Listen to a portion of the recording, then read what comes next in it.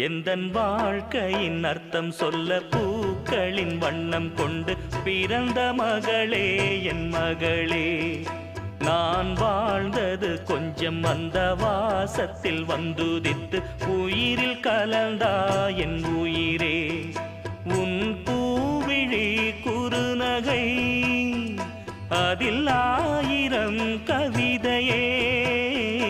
எந்தன் வாழ்க்கையின் அர்த்தம் சொல்ல பூக்களின் வண்ணம் கொண்டு பிறந்த மகளே என் மகளே. நான் வாழ்ந்தது கொஞ்சம் அந்த வாசத்தில் வந்துதித்து உயிரில் கலந்தா என் உயிரே.